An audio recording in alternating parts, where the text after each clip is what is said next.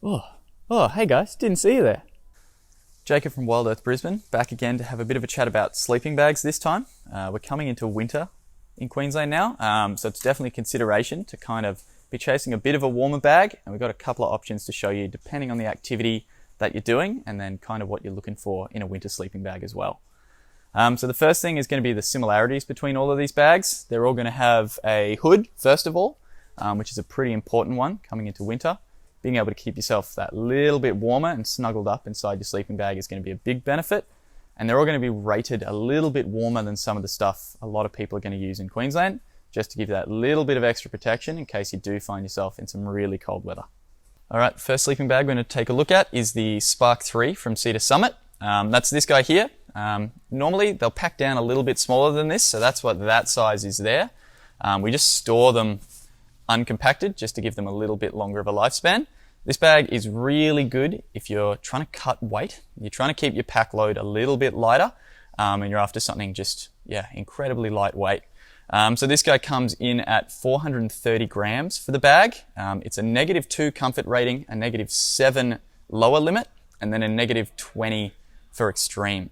So really good if you are traveling to some little bit colder destinations. If you're going down into New South Wales, Victoria and Tasmania, it's a great bag for that.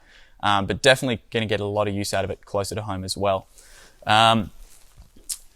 This guy here, it's got a 3/4 length zip down the side, as well as a nice big generous hood. And it's also got baffle mapping throughout. So it's going to keep your chest a little bit cozier than your legs. And this one does also come in a men's and a women's version as well. So depending on if you're a little bit of a colder sleeper or a bit of a warmer sleeper, there's going to be an option in both of those for you in this bag. All right, so this is our second option. This is going to be the Mammoth Performance Fiber Bag. So compared to the Cedar Summit at least, it's going to be a synthetic bag. So it is going to be a little bit bulkier and heavier, but it doesn't use down. So that's going to have a couple of benefits. The first one being it's going to remain warm when wet, and it's also not going to get damaged if it gets wet. So for a lot of people, these are a great pick. If you want a bag that you don't need to put as much thought into, you can throw it around a little bit more and it's going to give you years of use. It's 1.13 kilos, so a little on the heavier side, but that is just as it is a synthetic bag. It's a -1 comfort rating and a -7 lower limit. So really perfect for around southeast Queensland, and if you're in areas where you're not going to find the really cold temps that you might down south. So a great all-rounder bag for sort of 4-season use as well. In terms of its features, once again, it's got that big deep hood on it, going to keep you nice and toasty in cold weather. A central zip on this one, a full length zip as well. So nice and easy to get in and out of. And again, it comes in a couple of different lengths and then a men's and a women's bag as well. So just depending on what you're looking for.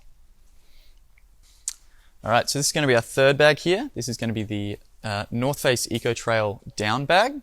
They do make a synthetic version of this as well if you prefer that. It's going to be this guy here, nice and bright yellow.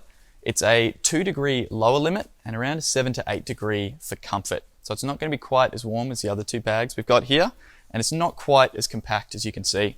So this guy's a really good choice if maybe you're sort of just dipping your toes into hiking, especially doing a bit of car camping as well. It's going to be a perfect bag for that. It is 1.1 kilos, so again, little on the heavier side, but it makes it perfect as a bit of a hybrid bag between hiking and car camping. It's going to have a bit of a unique zip on this one that actually comes the whole way down around your feet. So you can unzip it and use it for 2 people as a bit of a blanket if you'd like. As well as, again, big deep hood, draw cord, and it's not quite as constricting. It's a bit more of a boxier cut than either of the other two, which are going to be a mummy bag. So it gives you that little bit more space and comfort as well.